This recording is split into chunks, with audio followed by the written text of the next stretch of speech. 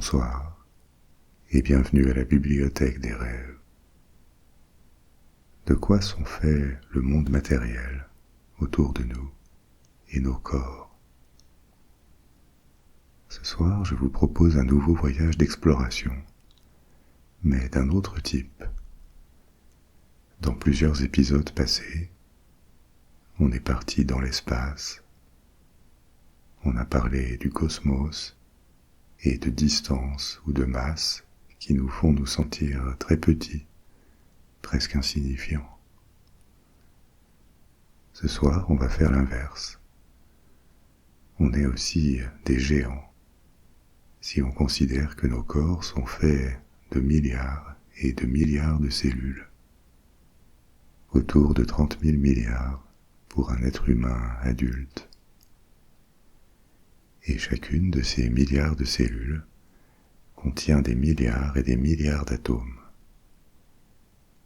Atomes qui eux-mêmes sont faits de minuscules particules, toutes petites rapportées à la taille de l'atome. Particules qui elles-mêmes, pour certaines, se décomposent en composants plus petits.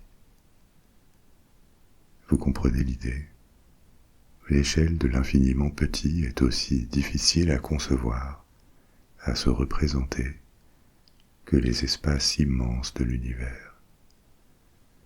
Et c'est ça qu'on va explorer ce soir, en allant toujours plus loin, dans des échelles de plus en plus petites, pour comprendre un peu mieux ce qu'est la matière.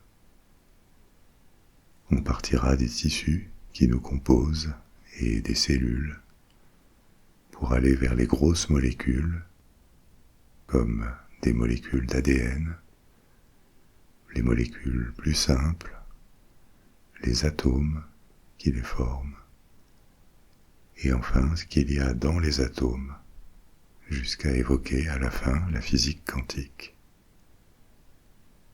Mais ne vous inquiétez pas si ça paraît un peu compliqué. Comme toujours, vous n'allez pas avoir besoin de connaissances particulières en biologie ou en physique pour suivre cette histoire. On va y aller progressivement et tout sera simple si vous me laissez vous guider, pas à pas. Avant de commencer, merci de bien vouloir soutenir cette émission en vous abonnant, en likant et en commentant cet épisode. C'est gratuit et ça permet de la développer. En contrepartie, je m'engage à ne pas vous ennuyer avec des sponsors et des coupures publicitaires. Comme ça, on va tous y gagner. Maintenant, installez-vous confortablement. Laissez la tension qui contracte vos épaules se relâcher. Et c'est parti pour un grand voyage. Qu'est-ce que la matière? C'est une question plus compliquée qu'il n'y paraît. Une réponse possible, la définition de la matière par la physique classique et la chimie, c'est de dire que la matière est la substance dont est fait l'univers physique. Elle a une masse et elle occupe de l'espace, de la place, parce qu'elle a un volume. C'est une définition qui rejoint notre perception dans la vie quotidienne. On est entouré d'objets qu'on peut toucher, des meubles, des murs, des véhicules, tout type d'outils et d'accessoires. On sait aussi qu'on respire dans une atmosphère faite de gaz, qui est de la matière moins dense, et de l'air à l'eau, en passant par le bois ou le métal. Toute la nature et tout ce qui est fabriqué par l'homme est fait de matière. Comme vous le savez, les petites briques dont est constituée la matière sont appelées des atomes. Atomes qui, soit indépendamment, soit agglutinés en molécules, forment tout ce qu'on peut toucher et sentir physiquement. Cette définition de la matière est très utile, Mais les choses sont peut-être un peu plus compliquées, parce que l'échelle de l'atome n'est pas la plus petite qu'on connaisse. On verra que les atomes ne sont pas des briques incassables de la matière. Ils sont eux-mêmes des agrégats de particules, qui elles-mêmes sont faits de composants encore plus petits. Et ne vous embêtez pas avec ça pour le moment, on y viendra. Mais ces composants infimes des atomes peuvent ne pas avoir de masse, pas de forme, ni de volume, c'est-à-dire aucune des propriétés que l'on attribue à la matière. Et ça défie cette définition classique que je vous donnais. Il y a des particules comme les photons, les particules de la lumière, qui existent physiquement, mais qui n'ont pas de masse.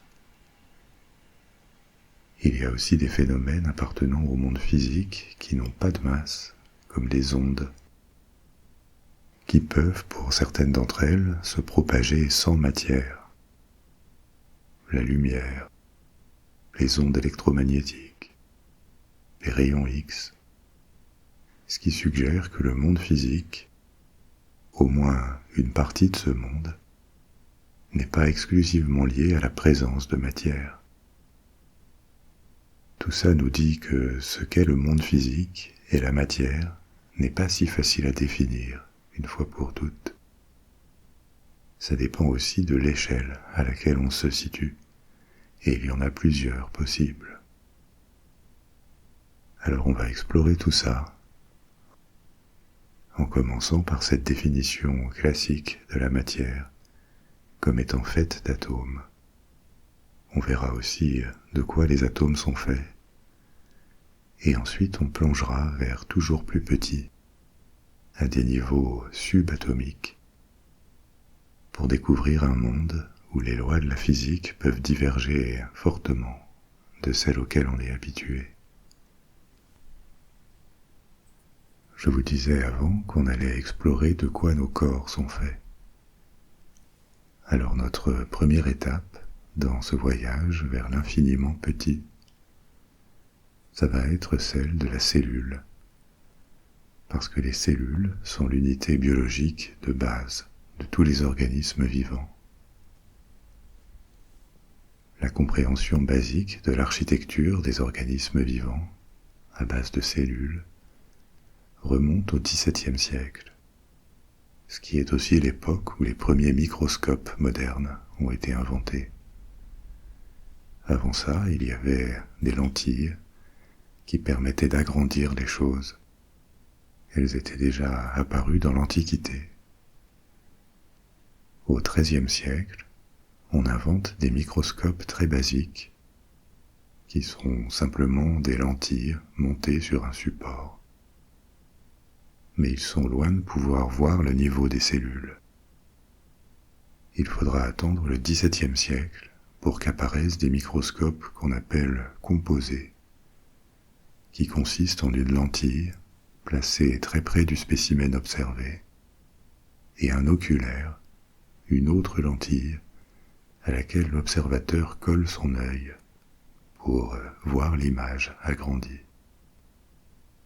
Ils sont ensuite perfectionnés avec de meilleures lentilles, de l'éclairage, et à la fin du siècle, ils permettent les premières découvertes en microbiologie. On découvre l'existence des cellules sanguines, des spermatozoïdes, et on fait les premières descriptions des tissus vivants. En biologie, ce concept de tissu est introduit il y a 2 siècles, quand on réalise que tous les organes, qu'ils soient internes, comme le cœur, les poumons, le cerveau, ou externes, comme la peau, que tous les organes ne sont pas des objets uniformes, avec les mêmes cellules qui se répètent, mais qu'ils sont faits de différents types de structures, des tissus, qui ont certaines fonctions. Dans les organismes des animaux, y compris des êtres humains, certains tissus protègent un organe de l'extérieur. Ils couvrent la surface et servent de barrière. D'autres sont des tissus conjonctifs, c'est-à-dire placés entre d'autres tissus, des tissus de connexion. On trouve des tissus partout dans le corps humain. Ils comprennent les fibres de collagène qui relient les os et les organes les uns aux autres, ou les fibres élastiques comme dans les poumons, ou encore des tissus musculaires qui peuvent se contracter pour produire de la force et du mouvement, ou les tissus nerveux qui composent le système nerveux.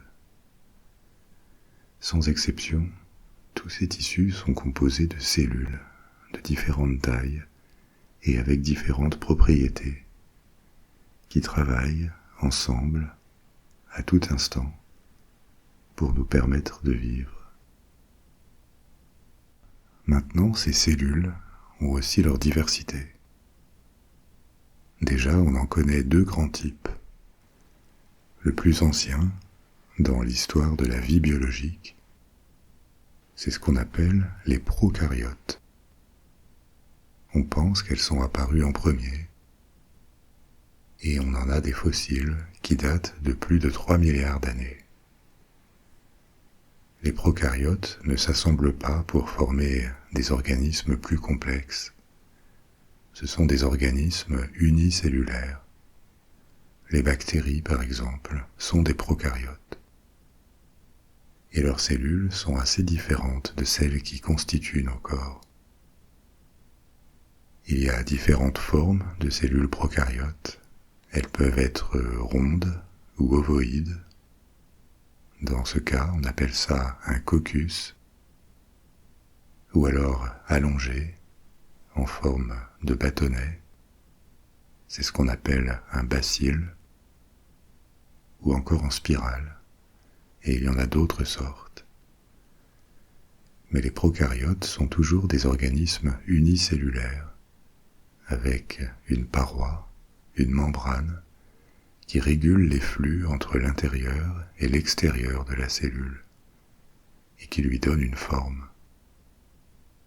À l'intérieur de la cellule, derrière la paroi, il y a ce qu'on appelle le cytoplasme, qui est une substance comme un gel dans lequel flottent différents composants.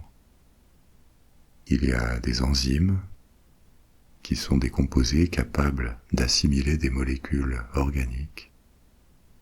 Les enzymes, ce sont des catalystes. Ils provoquent ou ils accélèrent des réactions chimiques. Et la cellule utilise ces réactions chimiques pour transformer des molécules organiques en d'autres.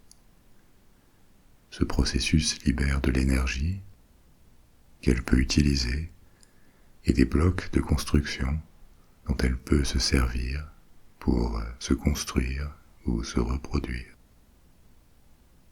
Une autre partie du cytoplasme qui occupe beaucoup de place, c'est ce qu'on appelle le noyau, le nucléoïde. C'est la partie de la cellule qui contient son matériel génétique, son ADN. On verra un peu plus tard ce qu'est l'ADN. À notre échelle, les prokaryotes sont évidemment minuscules, mais ils sont faits de millions de molécules. Et si on les regarde depuis l'échelle atomique, ce sont des grosses structures. Je vous disais qu'il y avait deux types de cellules.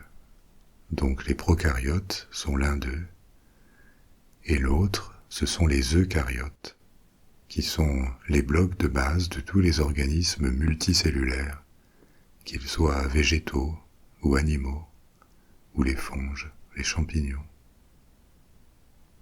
Les cellules eucaryotes sont plus complexes et beaucoup plus grosses.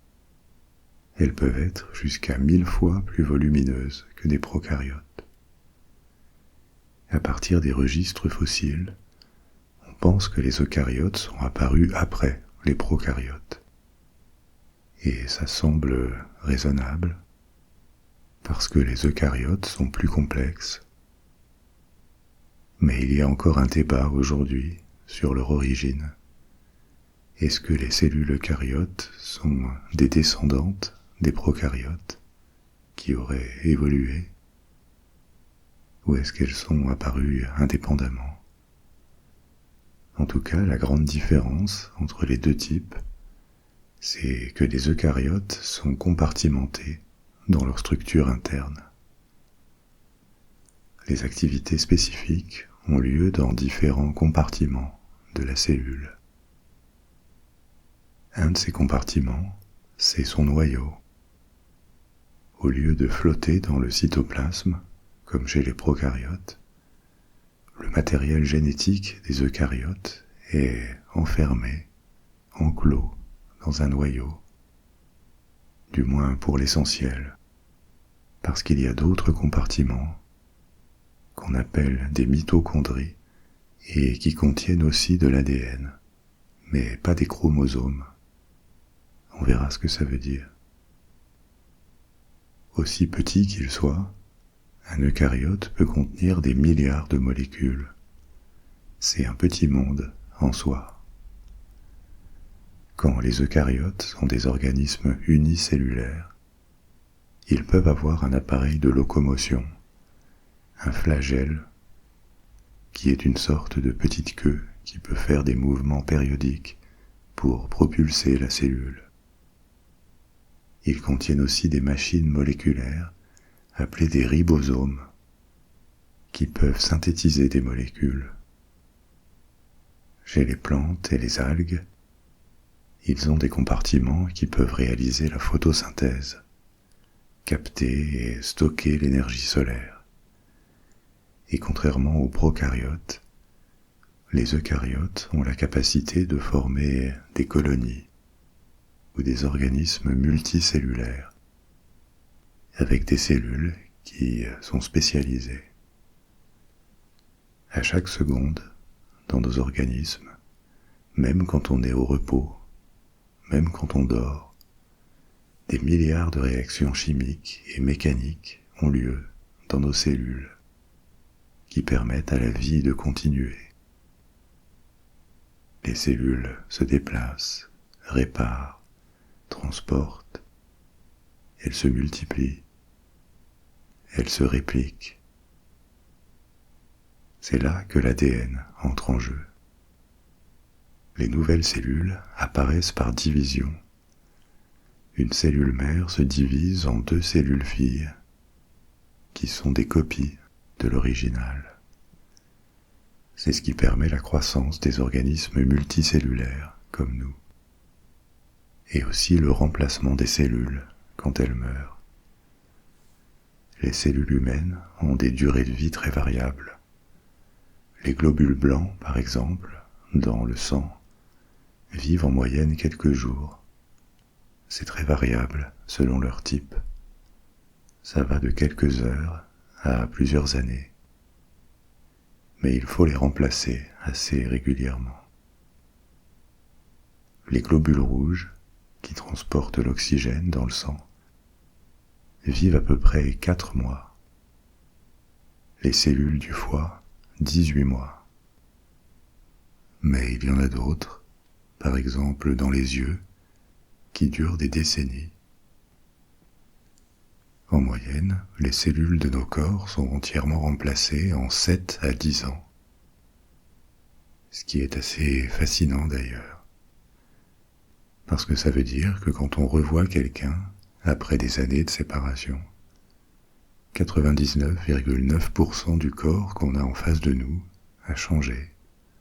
C'est la même personne, le même corps, mais sa matière a été presque entièrement renouvelée. Répliquer une cellule, et pour les organismes multicellulaires, en plus, coder toute l'architecture d'un organisme, avec ses parties, ses fonctions, et comment tout ça interagit, ça nécessite de l'information. C'est là que l'ADN entre en jeu, l'information génétique. L'ADN, c'est une molécule, mais très grosse, On appelle ces molécules très grosses et complexes des macromolécules. Au microscope, ça n'est pas un petit paquet comme des molécules plus petites. Elle est en forme d'hélice, 2 spirales qui s'enroulent l'une autour de l'autre. Et c'est là qu'est stockée l'information génétique qui sert au développement, au fonctionnement et à la reproduction de tous les organismes vivants. Mais comment ça marche? Comment passer d'une longue chaîne d'atomes à du stockage d'informations? Et comment utiliser cette information? Le processus est complexe, mais on pourrait faire une comparaison avec un langage binaire, comme celui des ordinateurs. Sauf qu'au lieu d'avoir 2 signaux, 0 et 1, il y en a 4. La molécule d'ADN est une longue séquence de blocs, qui sont de 4 types différents. On leur a attribué des lettres A, J, C et G. Certaines protéines forment un lien avec la molécule d'ADN, et elles y réagissent chimiquement.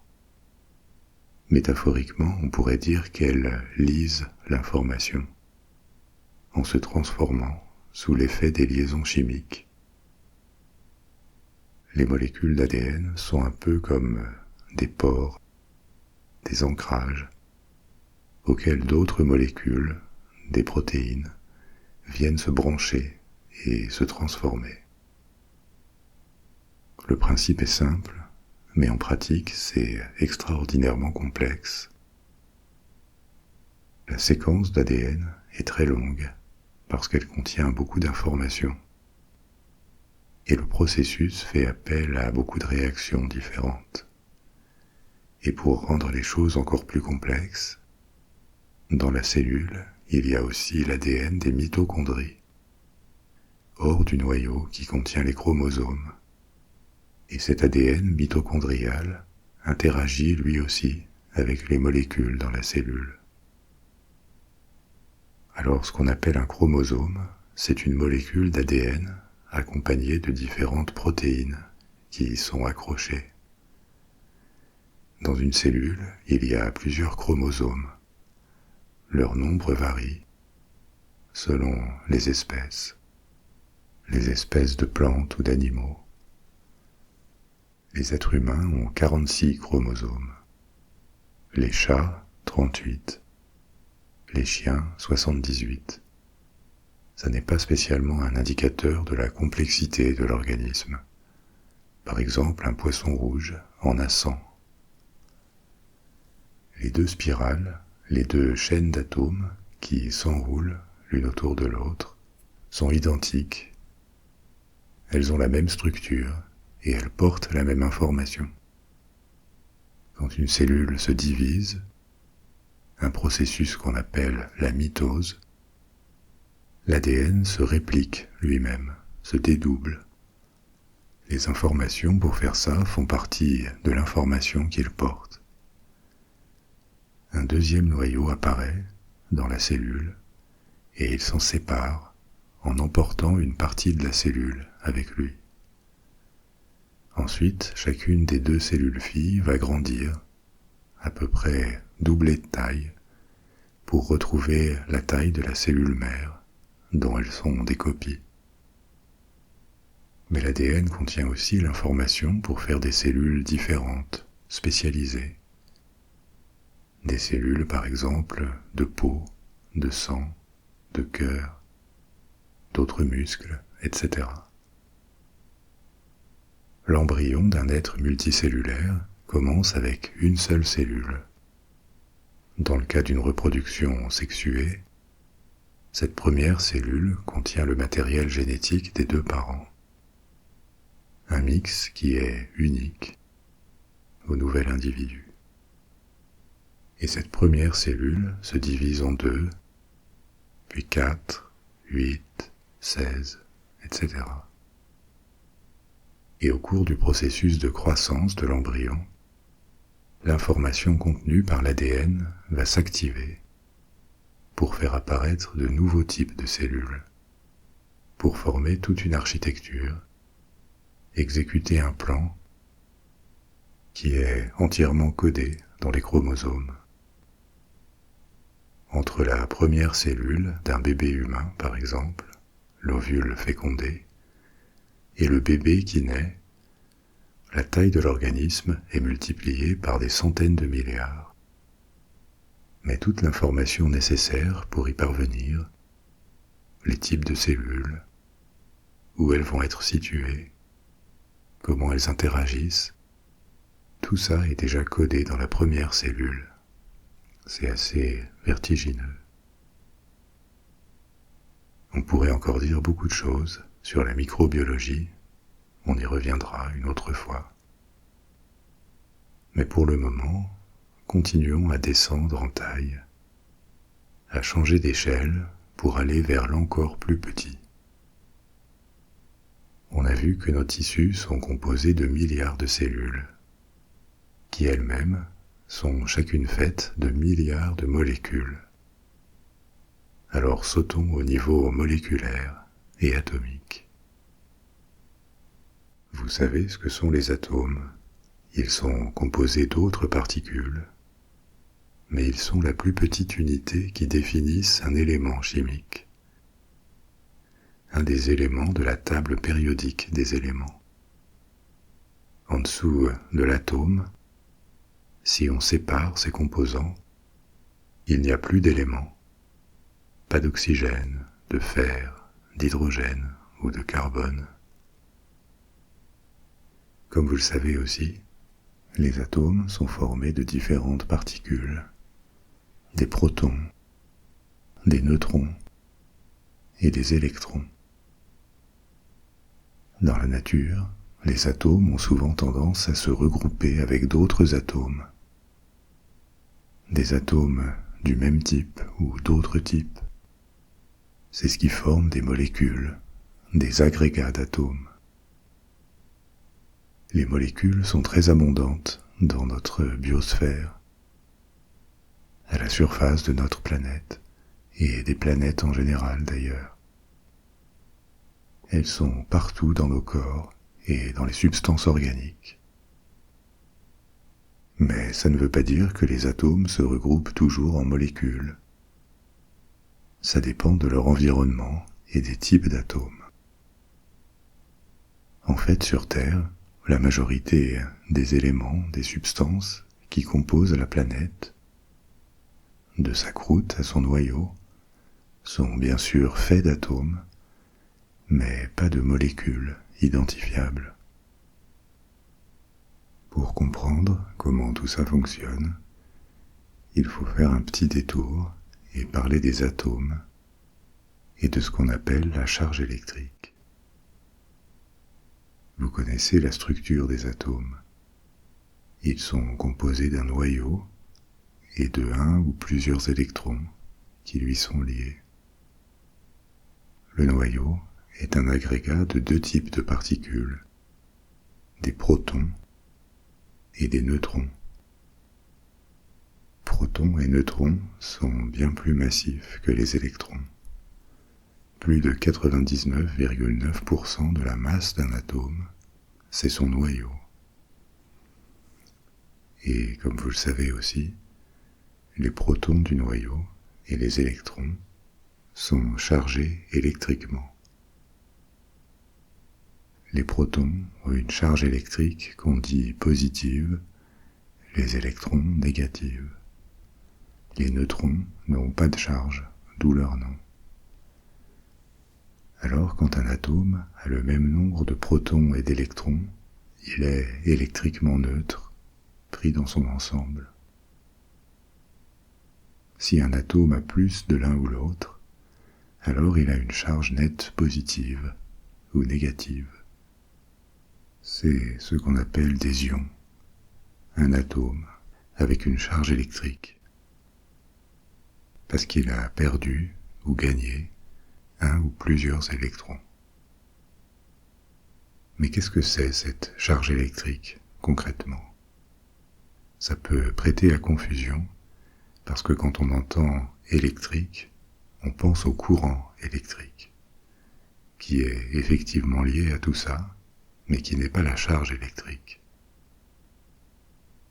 L'électricité, le courant électrique, c'est un flux de matière, le plus souvent un flux d'électrons en mouvement, d'un point à un autre. Et c'est ce mouvement de particules qui fait de l'électricité une forme d'énergie, qui peut faire fonctionner des appareils, lampes, ordinateurs, moteurs, etc.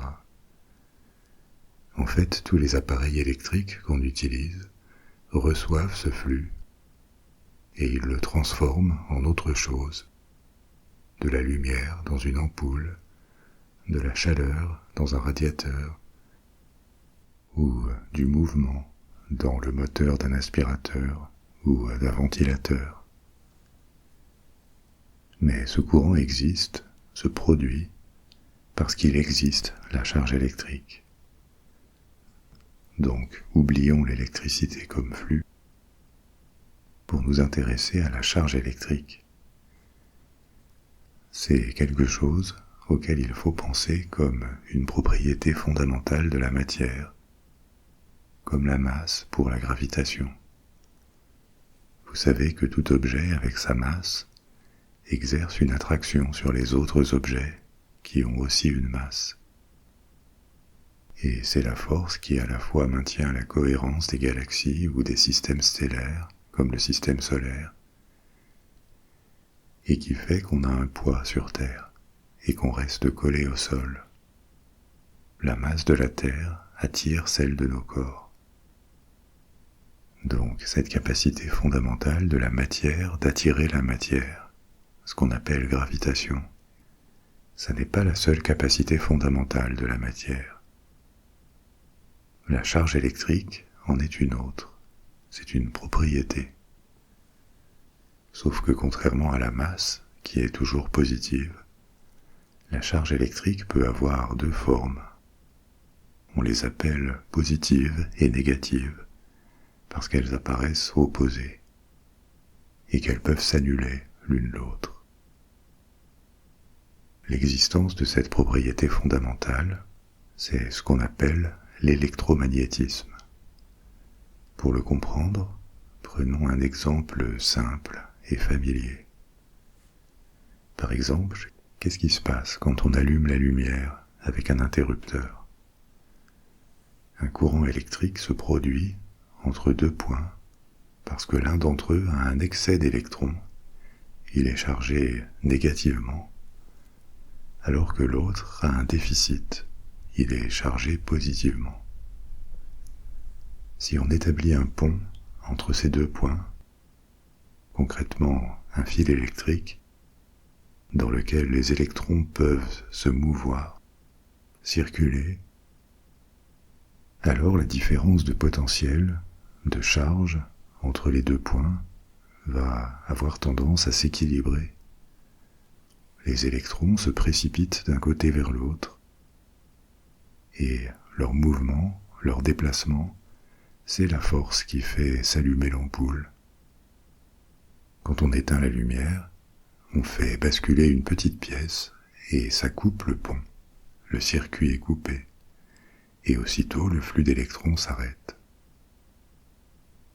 Mais pour que l'électricité puisse se matérialiser quand on allume quelque chose, il faut maintenir une différence de potentiel entre deux points. C'est ce que fait une batterie. Elle a une section positive et une négative électriquement. Ou, à plus grande échelle, c'est ce que fait une centrale électrique. Cette charge, ce potentiel électrique, c'est quelque chose du même ordre que la gravitation. Une force, on dit une interaction, qu'on ne peut pas réduire à des interactions plus basiques. Elle existe, c'est tout. On ne sait pas pourquoi. C'est une propriété fondamentale de la matière. Vous avez peut-être entendu parler des interactions, des forces fondamentales de la physique. Il y en a 4. La gravitation et l'électromagnétisme en sont 2. Et elles sont pour nous les plus évidentes parce qu'elles produisent des effets qu'on perçoit dans la vie quotidienne. Il y en a deux autres qui s'exercent à une échelle beaucoup plus petite, à l'intérieur des atomes. On les appelle l'interaction forte et l'interaction faible. On y reviendra un peu plus tard en parlant de l'intérieur des atomes. Il y a peut-être plus que 4 interactions fondamentales de ces forces irréductibles qu'on a observées. Peut-être qu'une 5e existe, à une échelle qui ne nous a pas permis de la comprendre encore.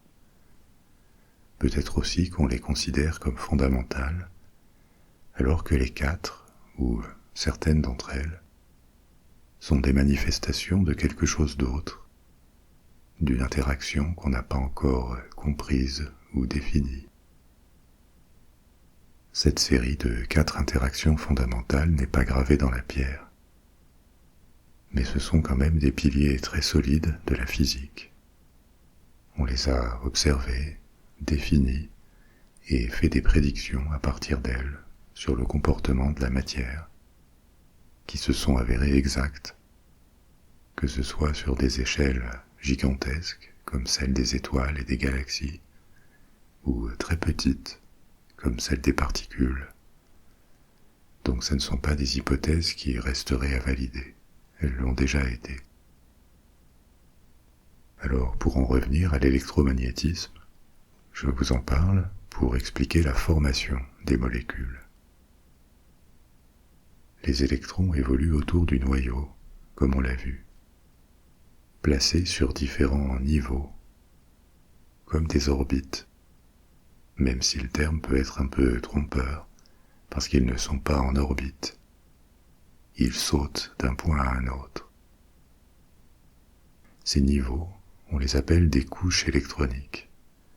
La première couche peut en contenir 2, et en s'éloignant du noyau, on trouve une deuxième couche qui peut en avoir 8, une troisième avec 18, et ainsi de suite. Pour des raisons qui tiennent au niveau énergétique, et qu'on va laisser de côté pour ce soir, les atomes cherchent à avoir leur dernière couche d'électrons saturée, à ce qu'elle soit entièrement remplie. Ça leur donne plus de stabilité. Et les atomes ont cette propension à former des molécules avec d'autres, parce qu'en le faisant, ils partagent leurs électrons. Et ils en retirent plus de stabilité. Dans beaucoup de molécules, ce partage d'électrons permet à chaque atome individuel d'atteindre l'équivalent d'une couche extérieure complètement remplie. Si on veut prendre un exemple simple, on peut prendre l'hydrogène. C'est le plus simple des atomes. L'hydrogène a seulement un proton dans son noyau et un électron. Idéalement, 2 électrons seraient mieux pour saturer la première couche électronique de l'atome, qui dans ce cas est aussi la dernière, puisque sur cette couche, il y a la place pour 2 électrons. Donc dans la nature, 2 atomes d'hydrogène vont avoir tendance à se lier pour former une molécule de dihydrogène. 2 atomes qui s'associent. Les noyaux restent distants, il n'y a pas de fusion entre eux, ils partagent simplement leurs électrons pour être chacun environné par 2 électrons. La même chose se produit avec l'oxygène, qui vient sous forme de dioxygène, 2 atomes associés. Mais des atomes d'éléments différents peuvent aussi s'associer. C'est la structure de leur dernière couche électronique qui va déterminer leur comportement, leurs propriétés chimiques, leur propension à réagir avec d'autres éléments s'ils sont mis en contact. C'est un premier type de molécule. On appelle ce type de liaison une liaison covalente. Mais ce n'est pas le seul. Les choses peuvent se passer différemment. Par exemple, disons qu'on prenne un atome qui a un seul électron sur la deuxième couche, celle qui peut en contenir 8, et un autre qui en a 7. Il a donc besoin de seulement un électron pour saturer sa dernière couche. En termes de stabilité, les deux pourraient sortir bénéficiaires si le premier prenait un électron de la deuxième couche au second. Le premier se replie sur sa première couche, qui est pleine, et le second sature sa dernière couche. Donc le deuxième pique un électron au premier. Mais quand ça arrive, leur charge électrique nette n'est plus neutre. Le premier a perdu un électron, donc le voilà positivement chargé, et le second en a gagné un. Il est maintenant négatif. Les deux sont devenus des ions, des atomes chargés électriquement. Et compte tenu de l'électromagnétisme, ces deux charges opposées vont s'attirer. Ils sont devenus comme des petits aimants. Donc ils se collent l'un à l'autre pour former un objet électriquement neutre. Ce mécanisme crée un autre type de molécule qui n'est pas fondé sur la liaison covalente, comme le dihydrogène, mais sur l'attraction électromagnétique. Et dans ce cas, on parle de liaison ionique. Un exemple de liaison ionique, c'est le chlorure de sodium, le sel de table. Le sodium et le chlore sont deux éléments qui ont tendance à se changer en ions quand ils sont en contact. Les atomes de sodium perdent un électron et ceux de chlore en gagnent un. Un différentiel de charge apparaît, ils se collent l'un à l'autre comme des aimants et on obtient le composé chlorure de sodium. Donc les propriétés que ces électrons minuscules confèrent à la matière peuvent affecter de façon importante les propriétés des éléments. Dans les conditions atmosphériques normales sur Terre, le sodium pur est dangereux. En présence d'eau, il se lie avec l'oxygène de l'eau. Ça libère l'hydrogène des molécules d'eau, ce qui est une réaction explosive. Dans les mêmes conditions, le chlore est à l'état de gaz très toxique. Mais les deux ensemble forment du sel, un composé stable et sans danger. Alors ces deux types de liaisons, covalentes et ioniques, peuvent former des molécules et elles sont abondantes autour de nous. Mais par contre, si on considère la Terre dans son ensemble, y compris tout ce qui est sous nos pieds, la forme moléculaire pour la matière n'est pas si fréquente. Il y a d'autres types de liaisons chimiques. Par exemple, ce qui arrive avec les métaux. Je m'arrête sur les métaux un instant, parce que c'est un autre terme, métal, qui peut prêter à confusion. Ce qu'on appelle un métal dans la vie courante, c'est un matériau qui est généralement solide à température ambiante, qui devient plus ou moins brillant si on le polit, et qui conduit bien l'électricité et la chaleur. Le fer, le cuivre, le zinc, le plomb, l'or, l'argent. Et aussi on appelle métaux des alliages, comme l'acier, qui est un mélange de fer et de carbone, ou le bronze. Cette définition commune des métaux est pratique, mais pas scientifique, parce qu'elle mélange des éléments fondamentaux de base avec des composés, des alliages de deux éléments ou plus. Et aussi elle se fonde largement sur les conditions atmosphériques dans lesquelles on vit. Mais les métaux ne sont pas forcément solides. Ils peuvent aussi être à l'état liquide ou gazeux, si on les chauffe suffisamment. Donc leur dureté ne les définit pas, scientifiquement parlant. En physique et en chimie, les métaux ne sont pas exactement la même chose, même s'il y a un recoupement. Les métaux sont généralement définis comme des éléments capables de conduire l'électricité en l'absence de toute chaleur, au zéro absolu. Et avec cette définition, le fer ou l'or restent bien des métaux, mais d'autres éléments auxquels on ne penserait pas deviennent aussi des métaux, dans les bonnes conditions de pression. Par exemple, l'iode, un élément qui n'est pas métallique, sauf si on l'expose à une pression de 40 000 fois la pression atmosphérique. Si on fait ça, à 40 000 fois la pression atmosphérique, il devient un conducteur. Au sens physique, c'est alors un métal.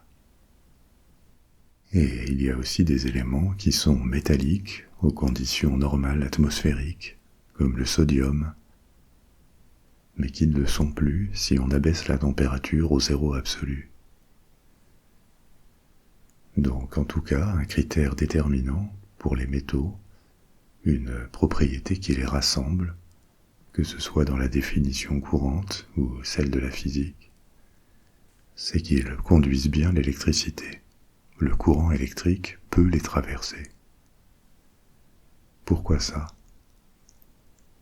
Comme on l'a vu, l'électricité, c'est un mouvement d'électrons, et les métaux sont un environnement favorable à leur déplacement, parce qu'ils forment un milieu avec beaucoup d'électrons libres, qui ne sont pas attachés à des atomes spécifiques.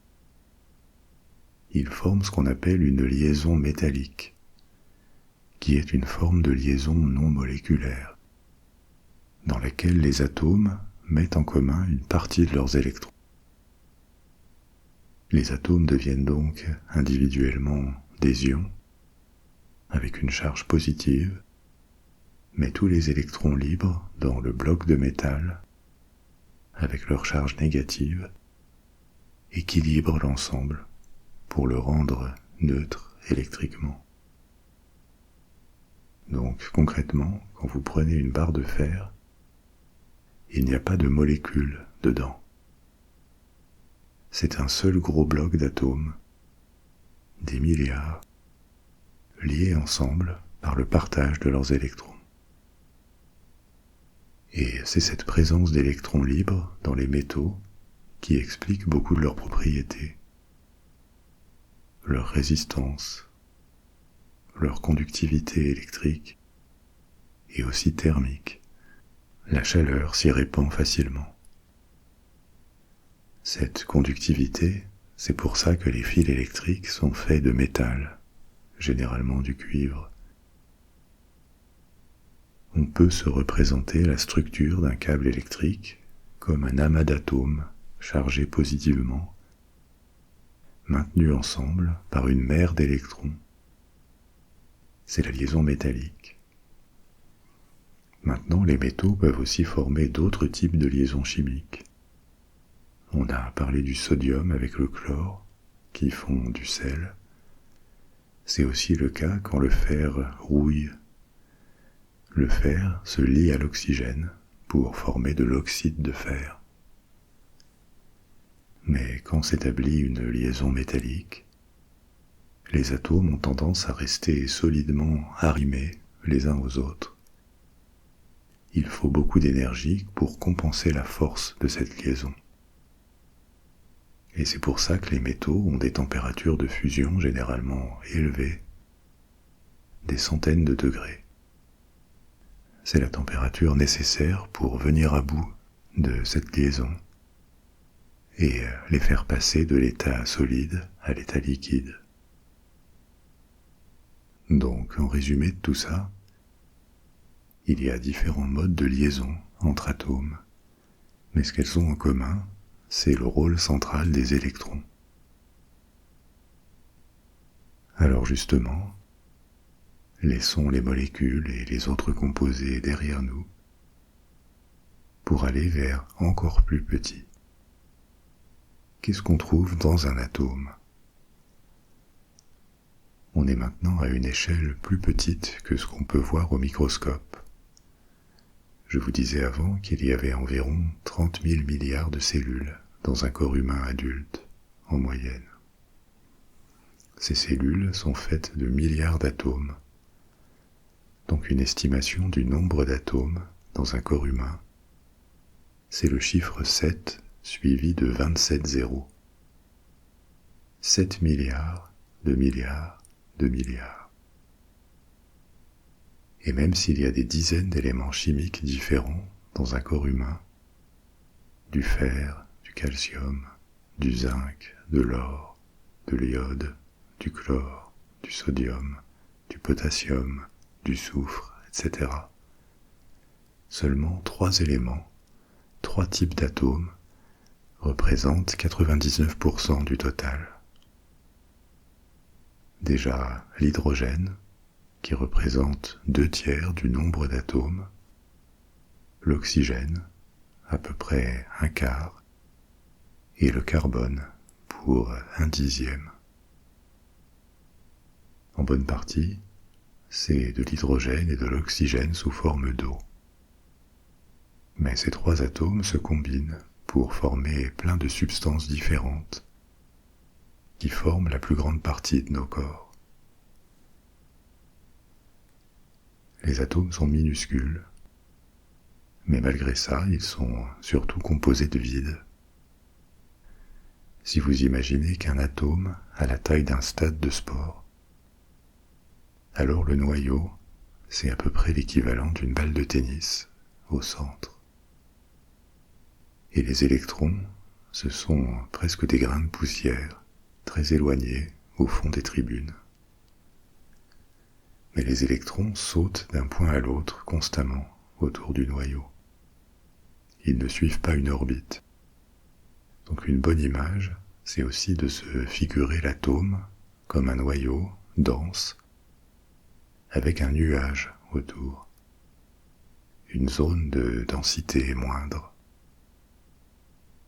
Et j'ai aussi passé un bon moment à vous parler de l'interaction électromagnétique, parce que c'est elle qui tient l'atome ensemble, qui lie les électrons et le noyau.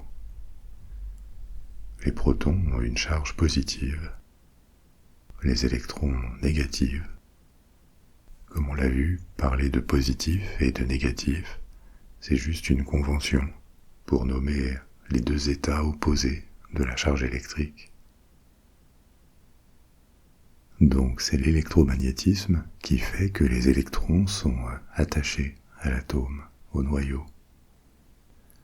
Mais dans ce cas, ce qui peut paraître assez illogique, c'est la cohésion du noyau. Sauf dans le cas de l'hydrogène qui a un seul proton, tous les autres éléments en ont plusieurs dans leur noyau.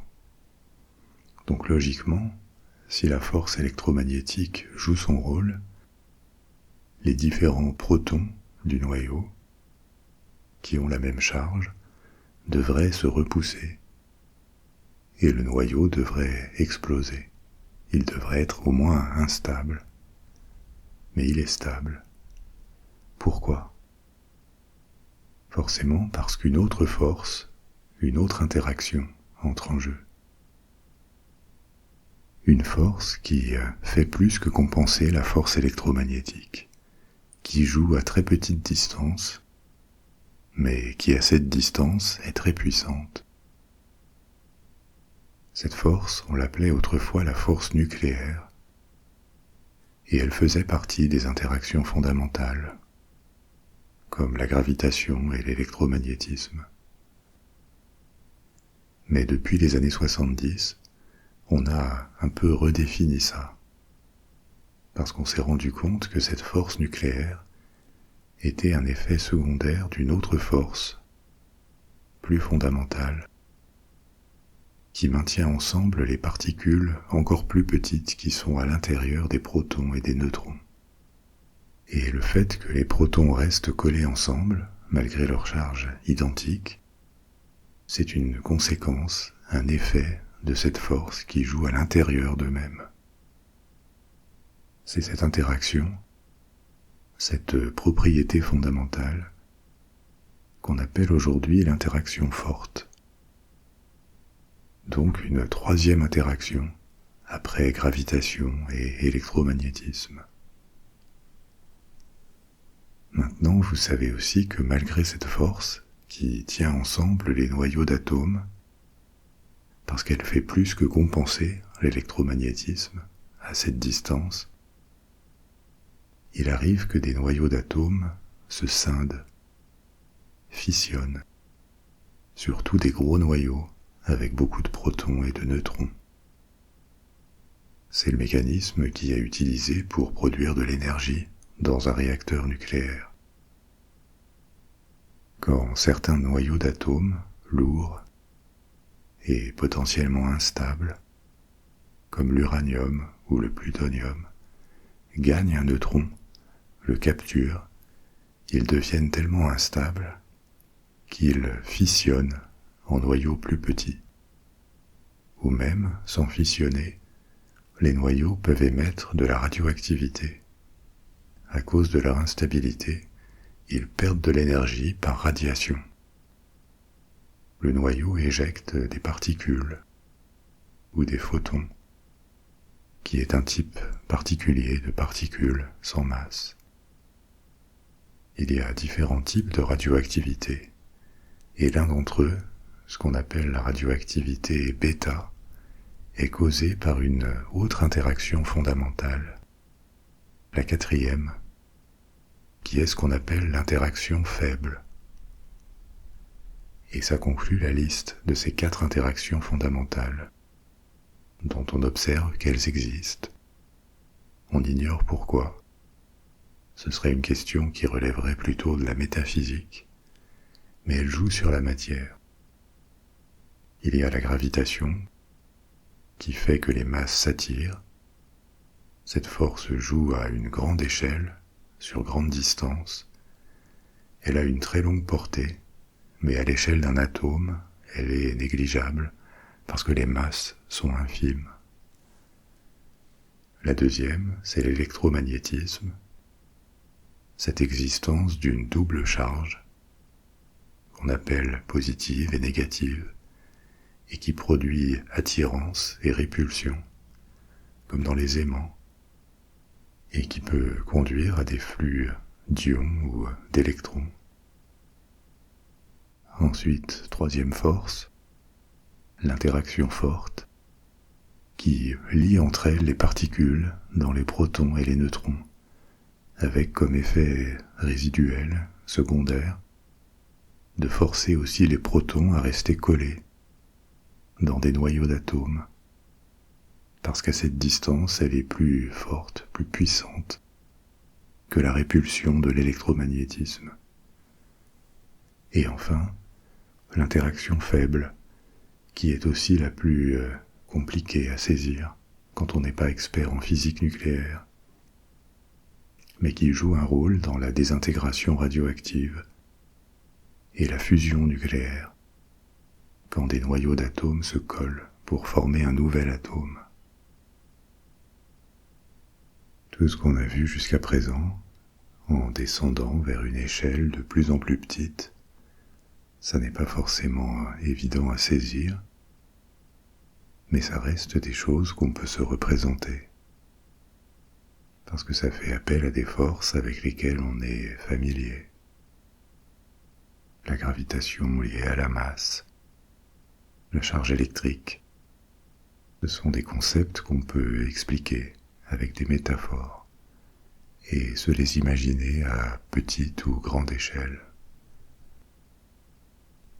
Mais quand on entre au niveau subatomique, le royaume des particules, qui composent les protons et les neutrons, ça devient beaucoup plus dur, parce qu'on n'arrive plus à former d'images à partir de ce qu'on connaît. Les lois de ce monde, les comportements des particules, dont l'exploration est un énorme champ de la physique, depuis la deuxième moitié du XXe siècle. Ce sont des règles très contre-intuitives ou contraires à notre expérience de ce qu'est la matière. Dans ce royaume infiniment petit, les particules peuvent exister sans avoir de masse, ce qui est difficile à accepter parce qu'on est habitué à considérer que tout objet physique, tangible, doit être fait de quelque chose qui a une masse. Les particules deviennent aussi imprévisibles, et on ne peut pas, à un moment donné, savoir où elles sont. Encore un aspect très contre-intuitif, quand on est habitué à localiser tout ce qui est matériel. C'est aussi un monde où la distinction entre l'énergie et la matière, ou entre une onde et une particule, s'efface. Les outils qui permettent d'approcher cette réalité ne sont plus dans notre expérience sensible ou notre logique, mais dans des hypothèses et des modèles mathématiques qui ne sont pas imaginables, pas visualisables. Pour approcher les propriétés physiques de la matière à l'échelle subatomique, la meilleure théorie, ou plutôt champ d'investigation, c'est ce qu'on appelle la physique quantique ou la mécanique quantique. C'est une discipline qui n'est déjà plus si jeune. Elle a commencé à se former par étapes il y a un siècle, en réaction à des observations qui n'apparaissaient pas compatibles avec la physique classique. Jusque vers 1900, les physiciens étaient parvenus à décrire et à théoriser beaucoup d'interactions dans la nature, à notre échelle ou à celle de l'espace. Une pierre angulaire de la physique classique, et ça reste très utile, c'est la théorie de la gravitation de Newton. Ça marchait pour les corps sur Terre, ça semblait aussi bien marcher pour les planètes et les étoiles. Donc à partir de là, il était tentant d'extrapoler à toutes les échelles et de croire que les lois fondamentales de la physique avaient été en grande partie comprises. En tout cas, c'était le consensus au début du XXe siècle. Les scientifiques étaient bien conscients que beaucoup restait à découvrir sur des échelles très petites ou très grandes. Mais les lois qui gouvernaient la matière n'étaient pas vues comme quelque chose d'impénétrable et contre-intuitif. Jusqu'à ce que ce sentiment de confort commence à être bousculé par des observations qui ne correspondaient pas aux attentes. Les travaux de scientifiques comme Max Planck et encore plus Albert Einstein secouent le monde de la physique au début du XXe siècle. Ces travaux montrent que le monde n'est pas ce qu'on pensait. Des choses qu'on concevait comme constantes, comme le passage du temps, ne l'étaient pas. Ou encore que peut-être les 3 dimensions de l'espace, qui nous sont familières parce qu'elles correspondent à notre perception sensorielle, n'étaient peut-être pas seulement au nombre de 3. Ou encore que les particules pouvaient ne pas se comporter comme attendu, que la distinction entre une onde et une particule pouvait être floue. Tout ça démontrait que la matière et ses interactions étaient beaucoup plus compliquées qu'on ne le pensait encore à l'époque. La physique quantique naît du besoin d'expliquer ou de refonder la physique dès lors qu'on s'intéresse aux particules à l'infiniment petit, pour expliquer comment fonctionnent les atomes en interne et les particules dont ils sont faits. Donc c'est un champ d'investigation, pas une théorie en particulier. Et cette discipline s'appuie à l'origine sur un cadre, une structure mathématique, développée au départ dans les années 1920 par des physiciens comme Werner Heisenberg ou Niels Bohr. Les bases de la physique quantique, et vous allez voir qu'elles ne sont pas intuitives parce qu'elles contredisent la physique classique, c'est déjà que certaines propriétés, comme la position ou la vitesse de quelque chose, ne suivent pas un continuum, un spectre. Au lieu de ça, les propriétés sautent, elles cliquent d'une position ou de certaines coordonnées à d'autres. On peut prendre l'exemple de la lumière et des couleurs. Pendant très longtemps, on a pensé que la lumière était juste une onde. 200 ans d'expérience dans le domaine de l'optique avaient montré qu'elle se comportait comme une onde. Jusqu'à ce que Max Planck analyse en détail la distribution des couleurs émises par une ampoule. Logiquement, si la lumière est seulement une onde, qu'on peut représenter sous forme d'une ligne qui ondule doucement, la distribution des couleurs devrait être parfaitement régulière. On passerait de l'une à l'autre avec la même distance entre chaque couleur. Mais Planck observe que non. Effectivement, beaucoup de couleurs, de grandes parties du spectre, correspondent à ce mouvement ondulatoire. Mais pas entièrement. Il y a aussi des trous sur le spectre. Seules certaines combinaisons de couleurs sont émises, et on ne retrouve pas chaque couleur régulièrement émise sur un spectre continu. Ça voulait dire que quelque chose empêchait les atomes de produire les couleurs qui auraient dû se retrouver dans ces trous. Pour décrire ce phénomène, on a plus tard inventé le terme quantifié, qui a donné physique quantique. Des propriétés, dans ce cas la couleur, mais ça peut être la position ou la vitesse, qui peuvent sauter de certaines coordonnées à d'autres. Elles ne font pas de transition. Par exemple, elles ne changent pas de vitesse en accélérant ou en décélérant. Elles ne voyagent pas d'un point A à un point B en suivant un parcours. Elles n'avancent pas sur le spectre des couleurs en suivant une ligne qui ondule. Elles sautent de certaines propriétés ou coordonnées à d'autres. Des décennies plus tard, cette intuition a été confirmée par de nombreuses expériences. On sait que c'est réel aujourd'hui.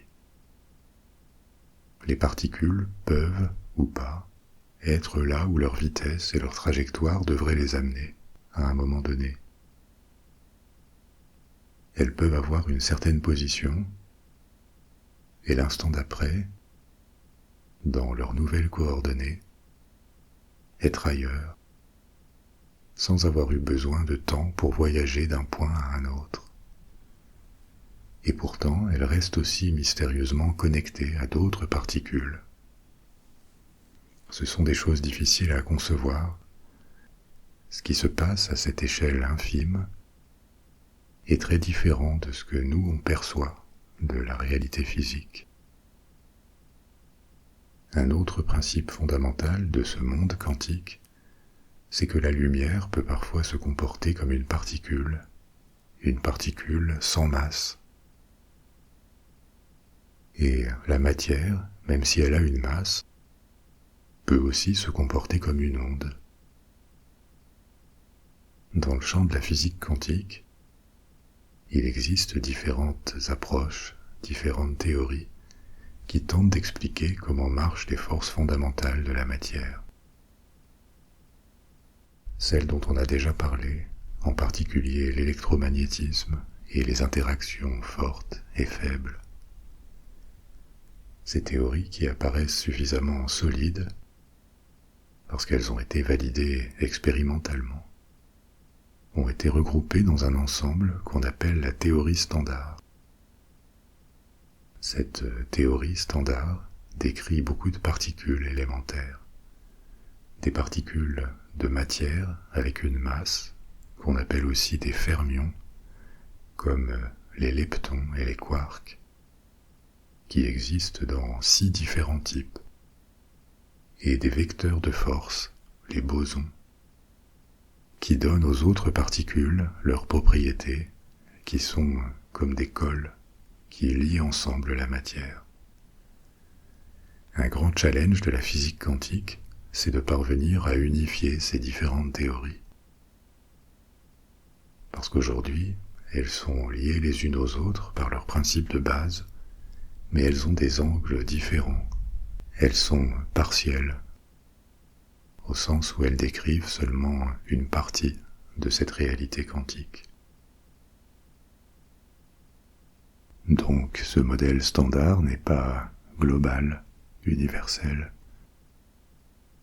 mais pour autant sa pertinence a été plusieurs fois vérifiée au cours des 30 dernières années. Pourquoi ? Par exemple parce qu'il avait prédit l'existence de certaines particules subatomiques qui n'avaient jamais été observées, qui étaient théoriques, jusqu'à ce qu'on les trouve par des expériences dans des accélérateurs de particules. Une de ces découvertes qui a suscité un certain intérêt médiatique, c'était en 2012, la découverte du boson de Higgs. Dans les années 60, ce boson, c'est-à-dire ce vecteur de force, une particule sans masse, contrairement aux fermions, qui sont les particules de matière subatomique qui ont une masse. Donc ce boson avait été prédit par la théorie comme un vecteur qui donnait sa masse à la matière. Et 50 ans plus tard, il a été découvert, ce qui était une validation très importante pour la théorie. Donc on observe que dans différents cas, la théorie fonctionne, ça marche. Mais la physique quantique fait quand même des prédictions sur la matière qui restent très éloignées de notre expérience subjective de ce qu'elle est. Elle dit que les particules peuvent soit être situées, localisées dans un seul endroit, ou agir comme des ondes qui sont étalées dans l'espace, ou encore être à plusieurs endroits à la fois.